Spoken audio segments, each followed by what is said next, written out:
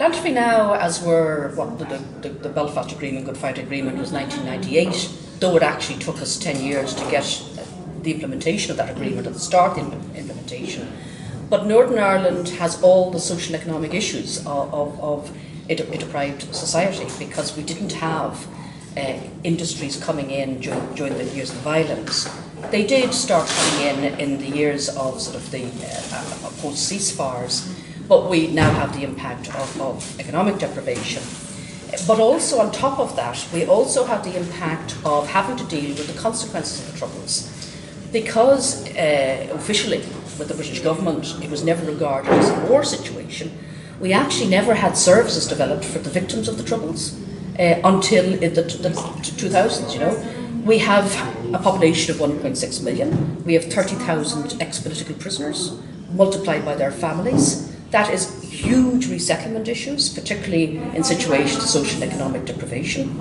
We have, as most societies coming out of conflict have had, we've had an increase in domestic violence, and we've had a pandemic of youth suicides that are still going on.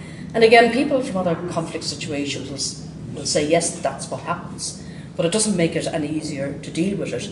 And we have challenges in terms still of community segregation, but also in terms of how do you socialise young people who perhaps saw their socialisation through alliance for a cause, and now with situations of high unemployment. And I think that is one of the reasons for the whole suicide issue. So there's issues there that philanthropy can still make a major impact. And then the other thing that we're quite keen to do is philanthropy can also link, give us the funding to help us link with other conflict societies.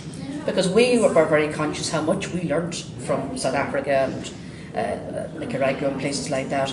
And I think there's a great potential to actually help people give back. And one of the tasks that we're doing with the Community Foundation, we have been working with all the political ex-prisoners and drawing out their learning to actually sort of enable them to become promoters of peace building. And again, philanthropy has the imagination, I think, to actually get behind that sort of initiative. I think, when you're in the middle of dealing with crisis, you actually don't realise how much you have actually learned in terms of approaches. But one of the things that we would always say in terms of sharing the learning is that nobody really can go to another situation and tell someone how to do things. Every situation, while there is commonalities, they also have their uniqueness. What we would always say is we are more than happy to go and say what worked or didn't work for us, and we have more learning probably about what didn't work than what did work. And then it is up to other conflict situations to take what is useful for them and to adapt it, or to say, no, that won't work in our situation. So, for example, we still have the challenge of dealing with the past.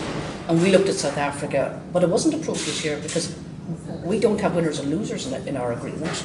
We came to a draw. When you have winners and losers, then if you have a magnanimous winner, you can deal with the past. So there are differences. However, we have some models that have travelled well. We have worked with young people through the Youth Bank model, which is empowering 16 to 25-year-olds to take their own decisions about small amounts of money. And that's been applied right across the Caucasus. Vernon, who's one of our youth development workers, works something like 70% of his time in different countries.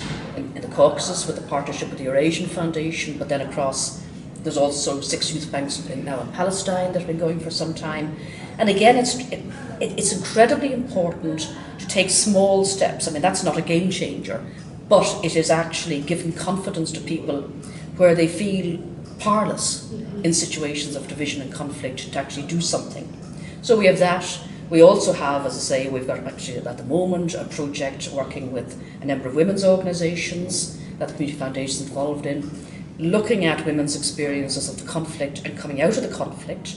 And they're very different experiences, and we're putting it in the context of the UN Resolution 1325 to sort of say again what's transferable in terms of the learning. And then there is a huge amount of learning from the work with the victims of violence and the political ex-prisoners. With the ex-prisoners, we have them all working now from all sides of all paramilitary groups in one consortium. And they, for example, have just produced materials that have been accepted by our Department of Education as curriculum materials, basically telling, sort of 12 to 16-year-olds This is why we got involved in taking up the gun. This is what it was like in prison, and this is why we're involved in peace building and reconciliation. Because again, it's to try and get across to youngsters, look, you know, you don't have to follow the same path. So those sort of materials perhaps do have a transferability. And then we also have, in 2004, we took the initiative from the Community Foundation of working with others to set up the Foundations for Peace Network, which is working with indigenous funders in divided societies. Sri Lanka, in Colombia, in Middle East, in Serbia, Georgia, different countries. And the idea of that was, again, just peer exchange and peer learning, and being able to pick up the phone if a particularly horrific thing happens and sort of say, look, you know, you'll survive it. You know, you think you won't survive it, but actually you will. A lot of moral support. So moral support, I think, is very important. And also trying to get across to some of the bigger international funders, look, you know, you really do need to talk to people whose feet are on the ground. Because we're a local Indigenous funder, very small, working right since 1979, right through the Troubles. You know, and it was very important for someone to sort of take account of the knowledge that you have. And then marry that with, as I say, the external expertise and resources.